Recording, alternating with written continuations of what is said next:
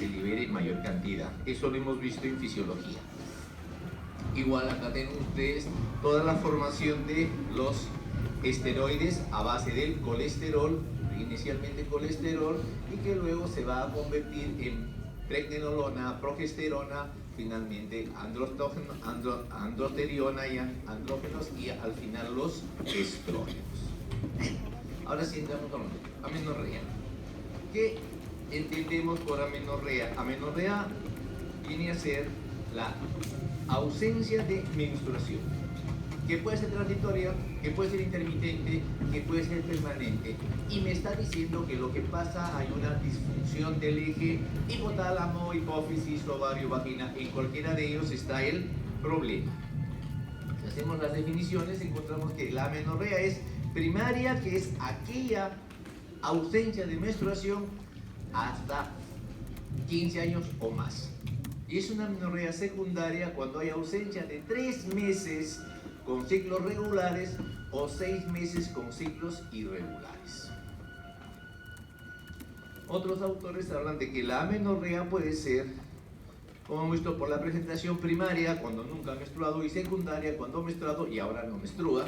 Puede ser una amenorrea por autenticidad, o sea, verdadera, no hay menstruación, o una oculta o falsa. Esta mujer menstrua pero tiene un himen perforado o hay un tabique vaginal y no deja que la menstruación salga. Puede ser una amenorrea fisiológica, en el caso de la mujer menor de edad que todavía no menstrua, o la posmenopáusica, o la mujer embarazada, o puede ser una amenorrea patológica cuando existen algún tipo de alteraciones que vamos a ir viendo.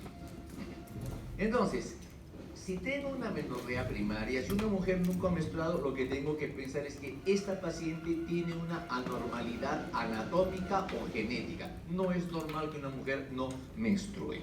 Y entonces tengo una serie de gamas. De todo esto, recuerden ustedes, ¿no?, que el síndrome de Tanner, la disgenesia gonadal por Tanner, es el que casi se lleva la mitad de casos de amenorrea primaria, y luego tiene una serie de elementos que poco a poco irán estudiando ustedes en los diferentes cursos de la carrera. Pero vamos a lo nuestro. Entonces, cuando tengo una amenorrea primaria, ¿qué hago? ¿Cómo pienso? ¿Cómo elaboro mi esquema mental?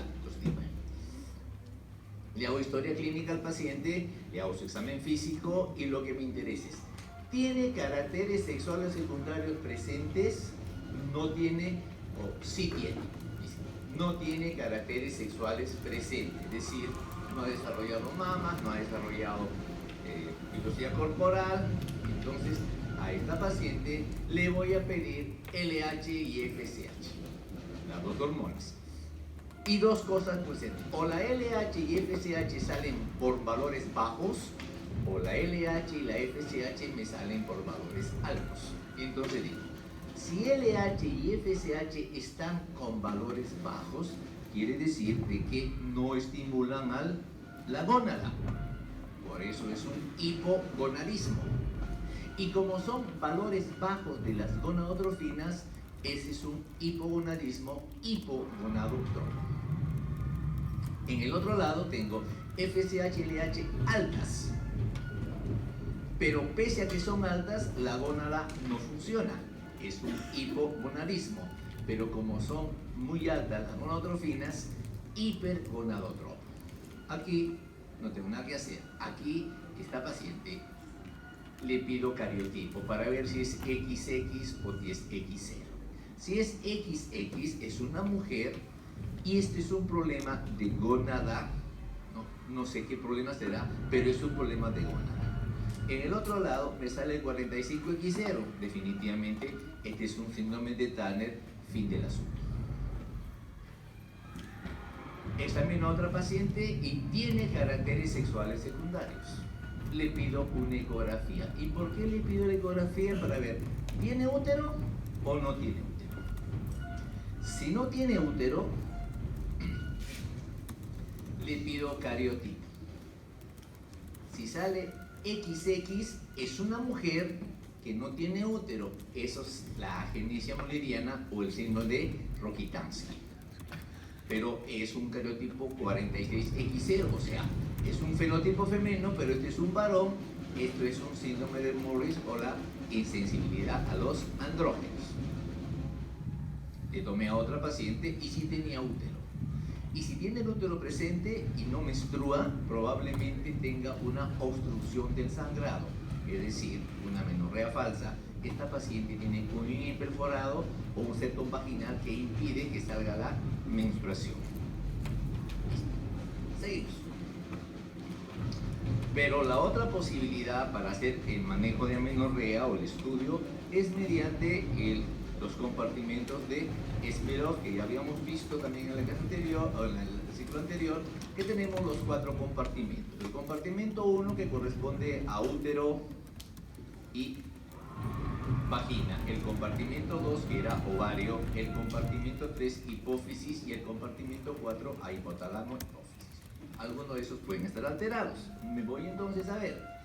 Si hablo del compartimento 1, útero y vagina, ¿por qué la mujer no menstrua? Porque tiene un síndrome de Asherman. ¿Qué es el síndrome de Asherman? Destrucción del endometrio de la capa basal. Si no hay capa basal, no crece el endometrio, no menstrua la mujer. Síndrome de Asherman. O puede ser anomalías del conducto de Müller. Y de lo más importante en esta, la famosa agenesia del conducto de Müller o el síndrome de Rokitansky. Una mujer que nace, lo único que le falta es el útero. Y la otra es la feminización testicular. Vamos.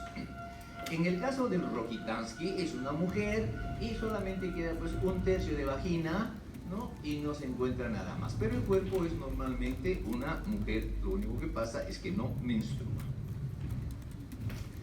La diferencia está con la insensibilidad a los andrógenos.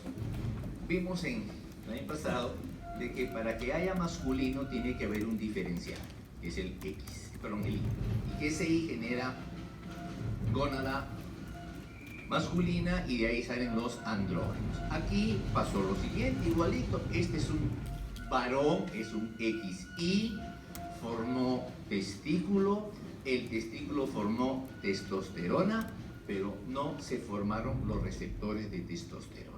Y si no hay receptores de testosterona, ese fenotipo se va hacia lo femenino. ¿Y qué tenemos?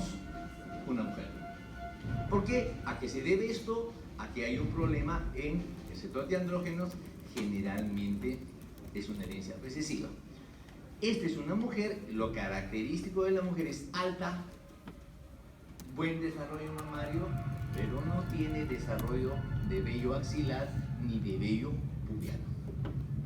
La característica, ¿no? Y de repente es una mujer bonita, alta, aparentemente mujer, y cuando ustedes se van a su salón la conocen, se enamoran y se casan.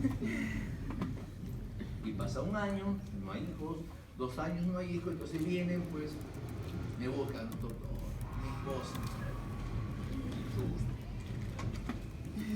le hacemos un cariotipo y me sale XY. No se ha casado con una mujer, sino con un varón. No puede pasar. Pasa eso. Ahora, de pronto yo tengo una mujer que no menstrua y no tiene útero. Puede ser un Rokitansky.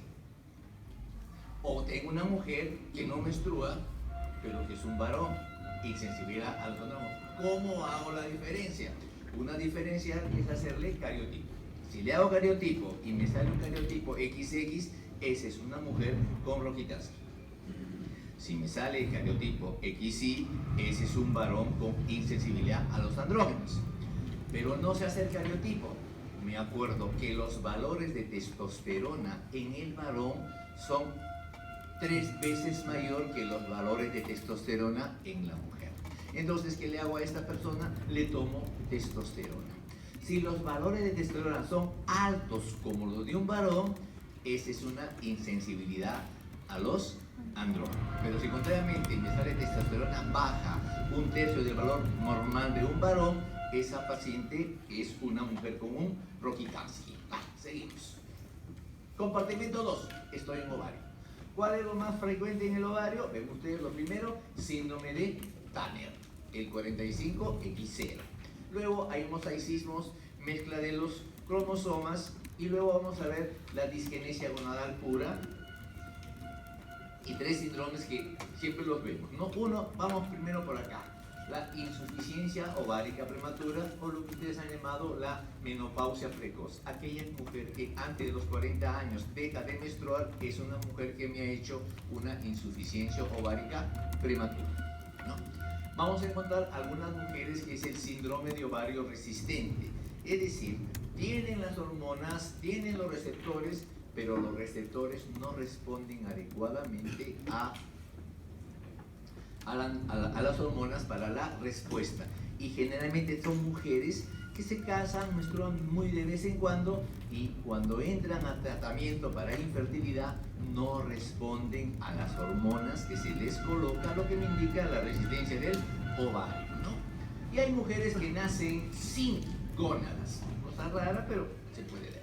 A lo que les decía a ustedes, el Tanner, básicamente el 45X, como decía, primera causa de amenorrea primaria, 44%, ¿no? Y básicamente me falta el cromosoma X, y es una mujer de talla corta, el cuello alado o pterygium coli, tiene el paladar en ojiva, ¿no?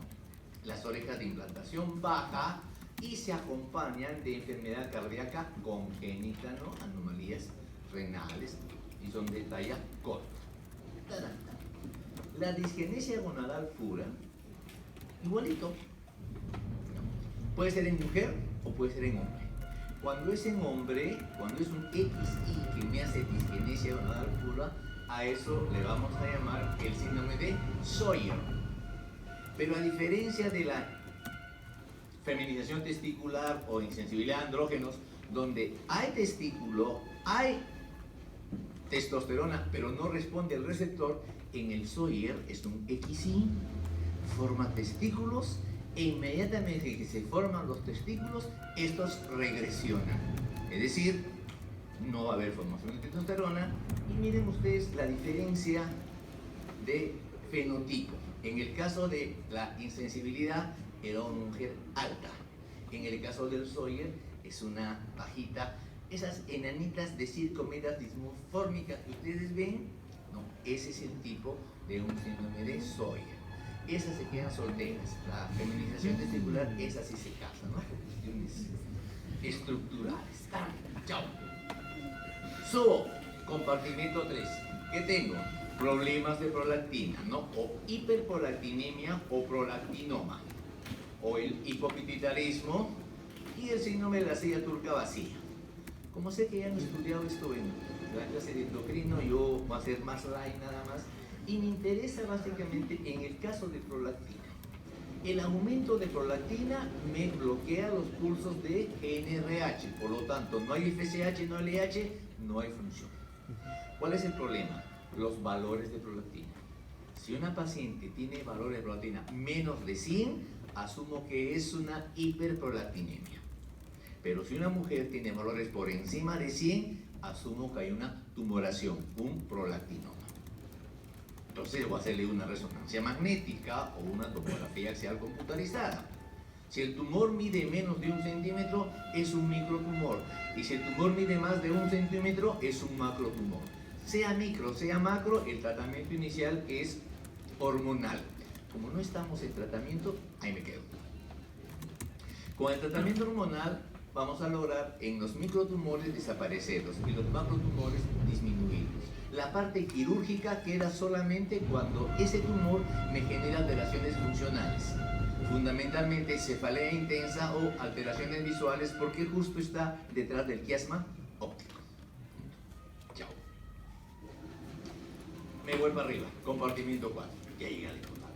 Y en el hipotálamo vamos a las amenorreas hipotalámicas, a la cabeza la anorexia nerviosa, aquella mujer que baja tremendamente de peso, bloquea su eje y no tiene menstruación.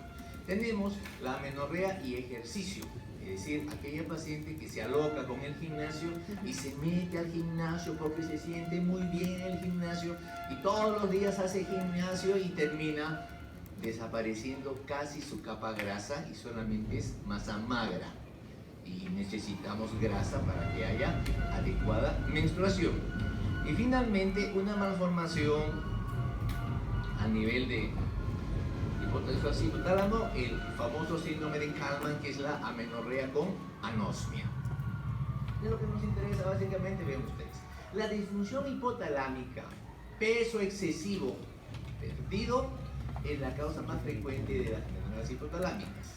La reducción de la masa grasa en mujeres desnutridas, en mujeres que no comen, porque no quieren o porque no pueden, va a provocar problemas de la leptina. ¿Y qué tiene que ver la leptina? El neuropéptido y bloquear estas neuronas del olfato para sintetizar GNRH. Por esa razón, si no se sintetiza GNRH, se bloquea completamente todo el eje. Muchos dicen, ¿y cómo sé si el problema es hipotalámico o si el problema es de hipófisis? Entonces se hace la prueba de estimulación con GNRH. Pues a una paciente le ponemos GNRH a la vena y vemos qué es lo que está pasando.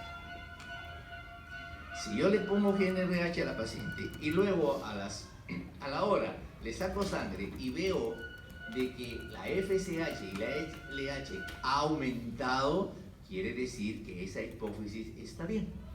O sea, una prueba de estimulación con GNRH positiva significa integridad de la hipófisis. Pero si a la paciente le he puesto GNRH y a la hora saco y no han aumentado los valores de LH y FSH, eso quiere decir que el problema fundamentalmente está en la hipófisis. Ahora, como me gusta que desarrollen su esquema, la otra clasificación y la que me gusta es en amenorrea central, amenorrea gonadal y amenorrea genital. ¿Y en qué se basa? Básicamente en cómo se encuentran los valores de las hormonas. Si es una amenorrea genital, ¿dónde está el problema? ¿En el útero o en la vagina? No hay problema en hipófisis, no hay problema en ovarios. Por lo tanto, cuando a esta paciente yo le pida los valores hormonales, FSH normal, LH normal y estrógenos normales. Cuando yo tengo los valores normales de las tres hormonas y la paciente no menstrua, esa es una amenorrea de causa genital. Me voy para arriba. La amenorrea gonadal. Es decir, aquí la gónada no funciona. Hay un fallo del ovario. Entonces, me puedo pensar, ¿y qué produce el ovario? Estrógenos. Como el problema no es de arriba, FSH y LH van a estar aumentadas porque están tratando de estimular al ovario y el ovario no responde, por eso el estrógeno está abajo y ahí tengo yo la amenorrea gonadal. Y finalmente tengo la amenorrea central, es decir, aquí hay problemas de hipófisis, aquí hay problemas de hipotálamo. Y como ahí se forman estrógeno y LH y FSH, vamos a encontrar que FSH van a estar bajas. Y como están bajas, no estimulan al ovario, por lo tanto, el estrógeno también va a estar bajo y tengo la amenorrea de origen central. Bajando mis tres hormonitas, jugándome con valores, yo puedo saber si el problema es alto, si el problema es de gónada o si el problema es de zona genital. Punto. Ahí están los tres valores. Ahora bien, y ahora viene el problema.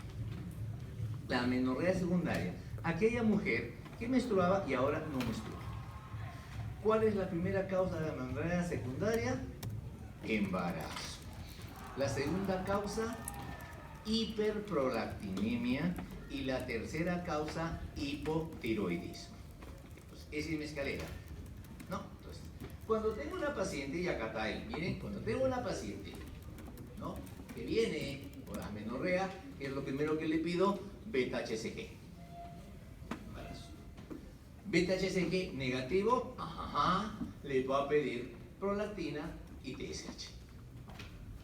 Prolactina normal, no es problema de prolactina. TSH normal, no es problema de hipotiroidismo. Pero si tengo TSH elevada, ¿qué tiene mi paciente? Hipotiroidismo. Y esta es la causa de que no menstrua. Es decir, regula su problema hipotiroideo y la paciente empieza a menstruar sola. Fin del asunto. Si mi paciente tiene la prolactina alta, eso es una hiperprolactinemia. Y como les dije a ustedes, si tiene más de 100, pienso en prolactinoma. Si tiene menos de 100, pienso en hiperprolactinemia. manejo este problema y asunto concluido. Pero ahora viene mi paciente, le pido HCG, negativo, no está embarazada. TSH, normal, no tiene hipertiroidismo. Prolactina, normal, no tiene hiperprolactinemia. ¿Qué tiene? Ponte a pensar. ¿Qué hago entonces? Cuando no tengo nada de eso, a la paciente se le hace lo que se llama la prueba de progesterona. Es decir, le voy a dar progesterona por vía oral durante 5 días. ¿Para qué? Para que al 5.º día le dejo de dar progesterona. ¿Y qué va a pasar con el endometrio? Ese endometrio, o en esos días ha habido progesterona que iba aumentando, y al 5.º día, al no haber progesterona, cae la progesterona. Y la caída de progesterona que genera menstruación. Esa es la idea. Entonces, le hago la prueba de progesterona y 2 cosas. La paciente me llama a la semana, doctor, menstrué. ¿Qué significa que menstruó? Eso se llama prueba de progesterona positiva. Y esa paciente que con la progesterona menstruó me está diciendo, lo que yo tengo, doctor, es un problema de anovulación, porque las pacientes con anovulación no forman progesterona. Otra dice, doctor, no he menstruado. Prueba de progesterona negativa, o sea, no has menstruado. ¿Qué hago entonces? Voy a hacer que crezca tu endometrio. ¿Y cómo le hago crecer el endometrio? Le doy estrógeno y le doy progestágeno, lo que hemos visto. Entonces, le doy un ciclo de estrógeno-progestágeno. Y al mes me llama, y 2 posibilidades. Doctor, no menstrué. O sea, te di progesterona y no menstruaste. Te di estrógeno y progesterona y tampoco menstruaste. Quiere decir que tu endometrio no crece. ¿Cómo se llama eso? Síndrome de Asherman o sinequia uterina. Endometrio destruido. A ver. Pero te di la prueba de progesterona, salió negativa, te di estrógeno, progestágeno por un mes y sí menstruaste. Ajá, menstruó. Entonces, ese endometrio responde bien. ¿Será un problema de abajo? O sea, de los ovarios, o será un problema de arriba, hipófisis. ¿Qué hago? A esta paciente que ha menstruado le pido LH y FSH. 2 posibilidades. Que LH y FSH me salgan elevadas o que LH y FSH me salgan bajas. Si LH y FSH me salen elevadas, quiere decir que se producen en buena cantidad. Ese no es un problema de hipófisis hipotálamo, ¿no? Sino que es un problema que tiene que ver con un ovario que no funciona bien, un problema ovárico, ¿no? Y la cosa, para que no se olviden, es si los valores son altos, el problema es bajo. Y a la inversa, aquí los valores son bajos, quiere decir que no se producen, el problema es en hipófisis hipotálamo. Valores bajos, problema alto, valores altos, problema bajo. Se acabó. Terminé. Sigo. HUA, hemorragia uterina disfuncional. Miren ustedes, la mujer menstrua, tiene su ciclo de menstruación. Todo sangrado fuera del ciclo menstrual se llama hemorragia uterina anormal. ¿Está bien? Ya está. De frente, ¿cuánto? 30% de prevalencia, cualquier edad. Vamos a ver de frente acá, ¿no? Los tipos de hemorragia uterina, ¿no? Como no estamos en clínica, lo pasamos. Y vamos, ¿no? Puede ser en las niñas, traumatismos, ¿no? Abuso sexual, ¿no? Se cayó de la bicicleta, de menos traumatismos, no hay ningún tipo de problema, ¿no? Y solamente pensemos, hay un tumor maligno, el rhabdomyosarcoma, que se presenta en jóvenes y que arranca cuando la niña empieza a menstruar, empieza a tener sangrado intermenstrual. Correcto. Pero en sí, de frente acá, miren ustedes, la hemorragia uterina normal, aquella hemorragia que se produce fuera de los ciclos de menstruación, puede ser en el 25% de los casos o en un 4% una llamada de que tengo una lesión anatómica o estructural, ¿no? Entonces, viene mi paciente, le encuentro hemorragia uterina, le examino y encuentro que tiene miomas. La causa del sangrado es el mioma. Que tiene un cáncer de cuello uterino, la causa es el cáncer de cuello uterino. Que tiene una hiperplasia endometrial, o sea, encuentro una cuestión, una situación estructural, ando a decir, esta es la causa. Pero en el 75% de los casos no encuentro una causa estructural, eso es una causa funcional, ¿no? Y acá me he confundido, porque acá tiene que ser HUD, hemorragia uterina disfuncional. Entonces, de las hemorragias uterinas anormales, el 25% son estructurales y el 75% son disfuncionales. Y de estas hemorragias disfuncionales, el 90% corresponden a mujeres que no ovulan y el 10% a las mujeres que ovulan. Es lógico. ¿Y quiénes son las mujeres que no ovulan? Para que no se olviden, yo digo las muy. ¿Por qué las muy? Porque son muy jóvenes, las que recién han empezado a menstruar no ovulan, y las muy mayores, para no decir viejas, que son las que ya están cerca a la menopausia. En los extremos de la vida no se ovula, y si no se ovula es más fácil que haya un trastorno de hemorragia uterina disfuncional. ¿Correcto? Ya está, hemos visto ya. ¿Por qué se va a dar? Además, ya entra la parte nuestra, en estas pacientes hay aumento de actividad fibrinolítica del útero y aumenta la prostaglandina F2 alfa y la prostaglandina E2 y hay vasodilatación. Eso lo dejamos de lado. Y viene el gran problema. ¿Y por qué se produce una hemorragia uterina disfuncional? Puede ser ovulatoria o puede ser anovulatoria. Hemos quedado que la ovulatoria 10%, la anovulatoria 90%. Y la cosa es bien sencilla. En un ciclo menstrual normal hay un balance entre estrógeno y progesterona. Y ese balance está dado porque hay una buena fase folicular y una buena fase luteal. Entonces, para que haya un desbalance, de repente las fases no están adecuadamente acordadas. Entonces, vamos a ver. En el ciclo que ovula, que la mujer tiene fase folicular y tiene fase luteal, puede ser porque la fase folicular es muy corta o porque la fase folicular es muy larga. Y la fase luteal puede ser muy corta o puede ser muy larga. O sea que no hay mucho problema, ¿no? Entonces, usted ovula así, o su fase folicular es muy cortita, poco estrógeno, disfunción. O es demasiada larga la folicular, mucho estrógeno, disfunción. O la fase progestágena, la del luteal, muy cortita, poca progesterona, caída. O demasiada progesterona, caída. Y en el caso del anovulatorio, ¿por qué se da? Porque solamente en esta fase, en este tiempo, el endometrio solo está estimulado por estrógeno, no hay progesterona. Si tenemos esa idea, entonces la cosa viene bien sencilla, ¿no? ¿Qué hago con estas pacientes? A la paciente que tiene hemorragia ovulatoria, le bloqueamos la ovulación. Y a la mujer que tiene hemorragia anovulatoria, le inducimos la ovulación. O sea que el manejo es sencillo. ¿Con qué la manejamos? ¿Qué le damos las dosis? Cuando estén en ginecología. La última que de este grupo es la dismenorrea. ¿No? Miren ustedes.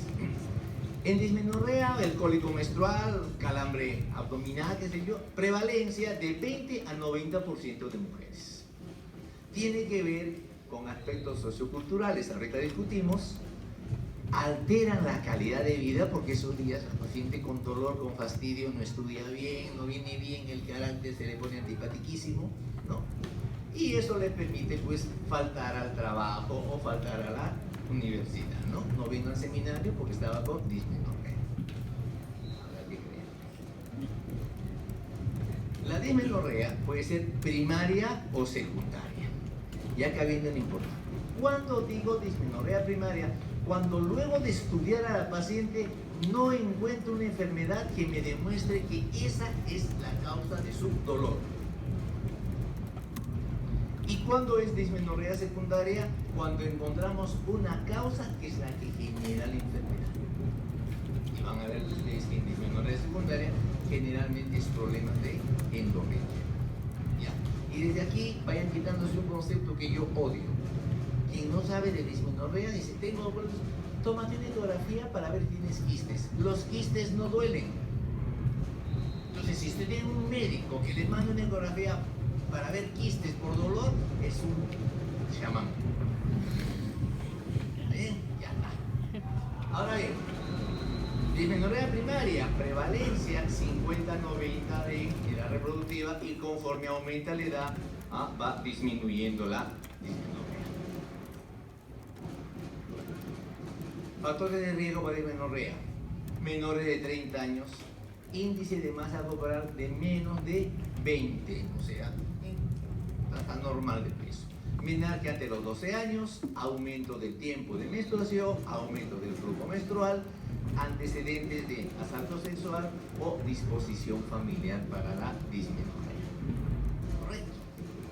¿Cuál es el problema de la dismenorrea? ¿No? Es que son factores externos a la paciente, que puede ser la familia, la cultura y el estrés. O sea, depende cómo nos han enseñado a lo que es la menstruación. Todavía hay gente que cree que la menstruación es el desfogue de sangre mala que tiene la mujer. Por lo tanto, todavía hay gente que cree que los días que la mujer está menstruando son días sucios. No salen a la calle porque los perros la van a perseguir.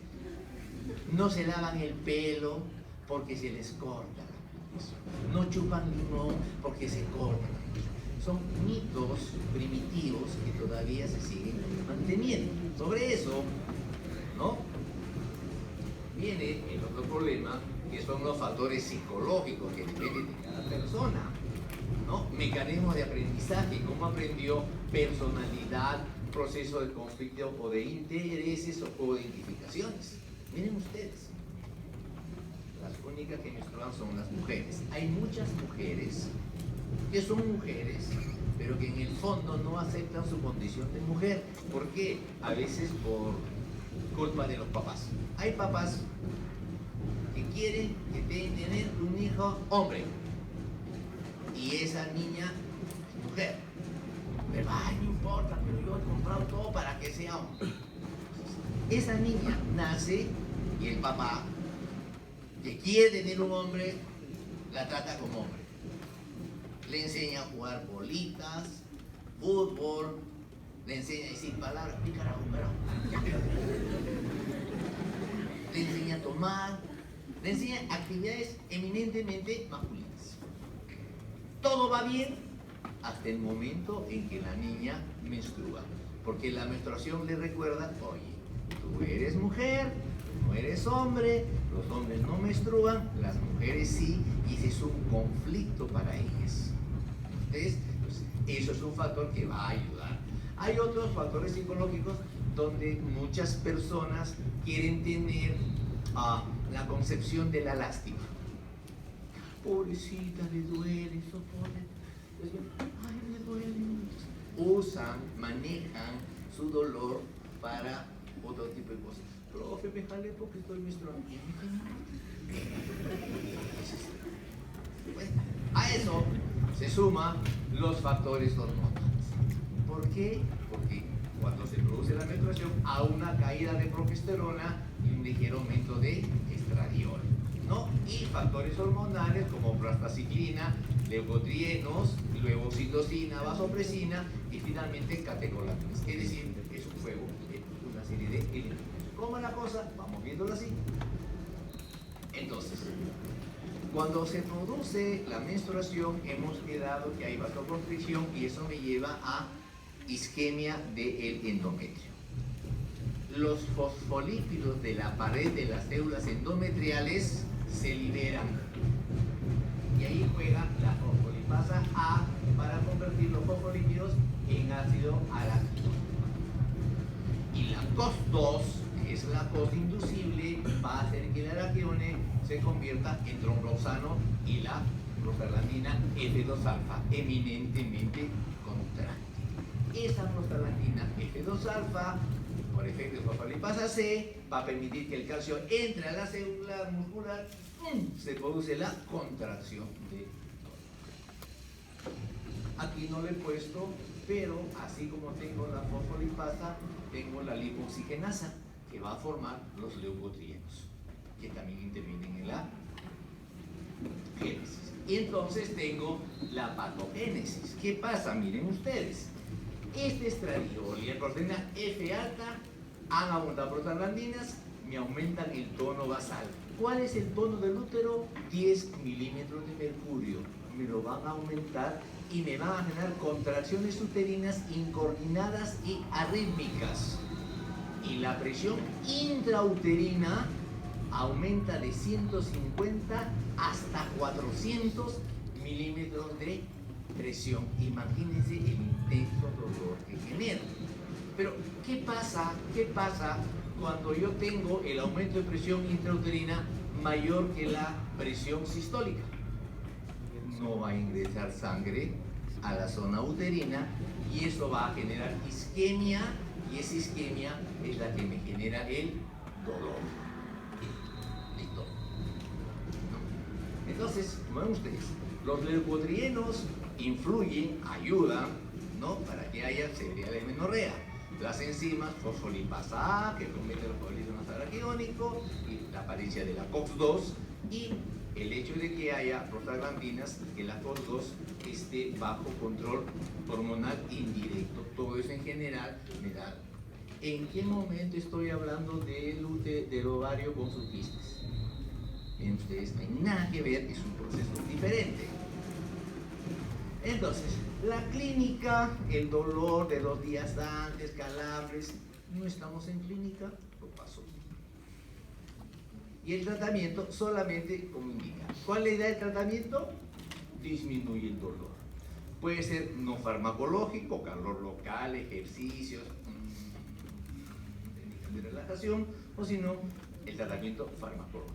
Si el problema es de prostaglandinas, los AINE están a la cabeza y luego los anticonceptivos. Chao. Seguimos. Dismenorrea secundaria, que decía, esa trae una causa, ¿no? Entonces hay que hacer un examen y ver qué es lo que está pasando con esta paciente de frente al médico. La historia clínica, la aparición, generalmente tiene dolor pélvico constante, no hay náuseas, no hay vómitos típicos de la dismenorrea primaria, ¿no? Y vamos a encontrar que los síntomas aumentan. ¿Y en qué pienso yo básicamente cuando una paciente tiene dismenorrea secundaria? En cosas básicas. 1, enfermedad pélvica inflamatoria. Si mi paciente tiene enfermedad pélvica inflamatoria, tiene bridas, tiene adherencias, cada vez que menstrue le va a doler. Pero me explica, le curo la EPI, chao dismenorrea. Puede ser endometriosis, tejido endometrial fuera de la cavidad uterina, cada vez que menstrua, sangra, daña el peritoneo, dolor. Puede ser adenomiosis, que es una variante de endometriosis dentro del músculo uterino, se puede dar, o lo más común, miomatosis uterina. Mujeres con útero con miomas, cada vez que menstruan, tienen dolor. Es la famosa dismenorrea secundaria, ¿no? Y el manejo se hará de acuerdo al cuadro de fondo, que lo veremos en 3 años. Chao. Y viene otro, el síndrome premenstrual, que es otro problema que tiene que ver con el ovario. Y acá vamos a ver, del síndrome premenstrual común y corriente, leve, moderado, ¿qué cosa me dice acá? Síntomas físicos más síntomas psicológicos y afectación en la segunda mitad del ciclo. Ya decía, la dismenorrea duele, el síndrome premenstrual también duele. La diferencia es que en el síndrome premenstrual, con los problemas físicos, hay problemas psicológicos y de comportamiento. O sea, viene mi paciente y me dice, doctor, me duele la cabeza, tengo náuseas, la barriga la tengo llena de gases, se han hinchado mis pies y no puedo ver la luz. Todos esos son síntomas físicos que tiene dismenorrea. Pero viene el otro y me dice, doctor, me duele todo, me dice, pero de ahí me da ganas de matar.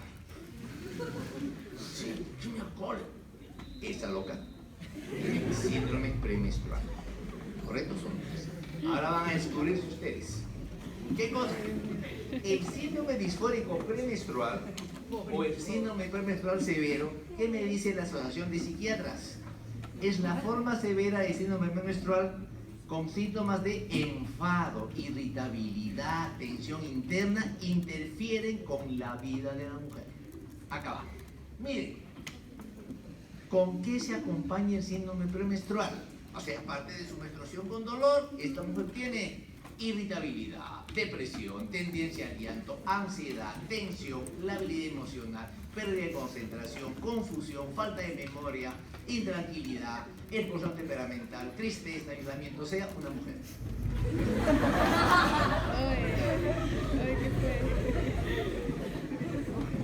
Además, hay síntomas de comportamiento. Hay síntomas físicos, distensión, alteración del apetito. En esos días, miren, apetito incrementado, antojos alimentarios, náuseas, empieza a comer como vikingo en esos días. Rápido. Ah.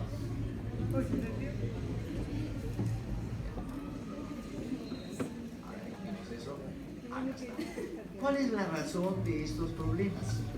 Igualito, si tengo la fase lútea, ha habido cambios en los esteroides ováricos entre el estrógeno y la progesterona.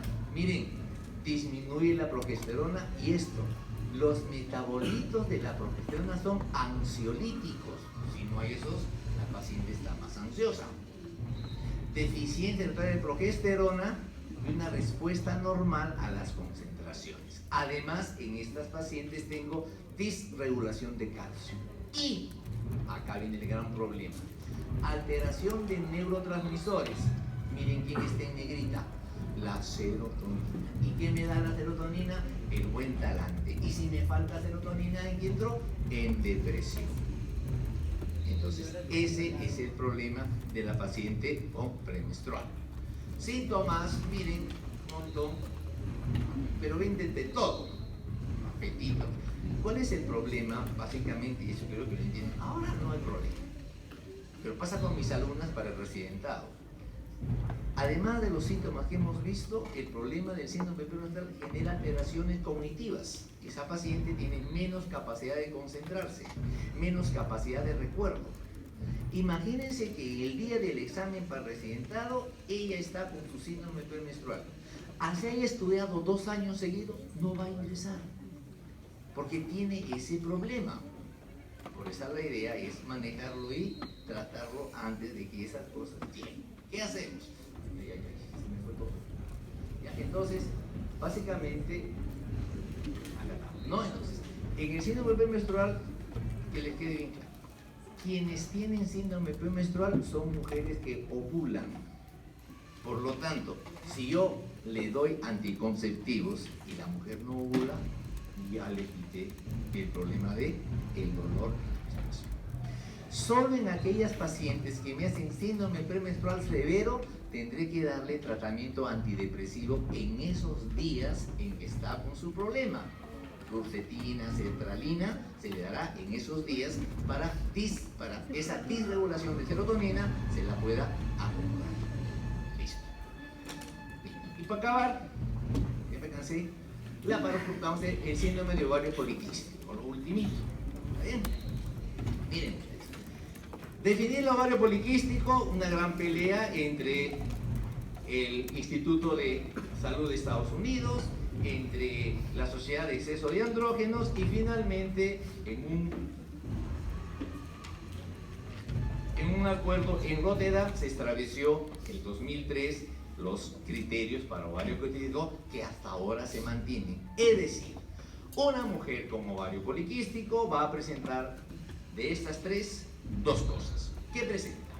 Oligoovulación, es decir, o no ovula de vez en cuando o no ovula. Segundo criterio, signos clínicos o bioquímicos de hiperandrogenismo. Es decir, esa paciente que se queja de acné, de piel grasa, que le creció el bozo, le creció la patilla, le creció la barba, le creció el pelo en los brazos, el pelo en el cuerpo. Y dice, doctor, mi marido me dice, Lobo, ¿qué estás haciendo? Y Y en tercer lugar, la presencia de ovarios poliquísticos a la ecografía. Pero no es cualquier quiste, eso es importante, lo vamos a ver. En base a esto, de estos 3 bastan 2, va a haber uno en que no haya ovario poliquístico, o sea, cosa gracia, ¿no? Tengo ovario poliquístico, pero mis ovarios están normales. Por esa razón ya se cambió el nombre. Ya no se llama síndrome de ovario poliquístico. Ahora se llama angulación con hiperandrogenemia en la mujer. Porque vean ustedes, de acuerdo a cómo estos signos se mezclan, tengo los diferentes fenotipos. Entonces yo digo, fenotipo A, ¿qué tiene el fenotipo A? Las 3 cosas: polionovulación, hiperandrogenismo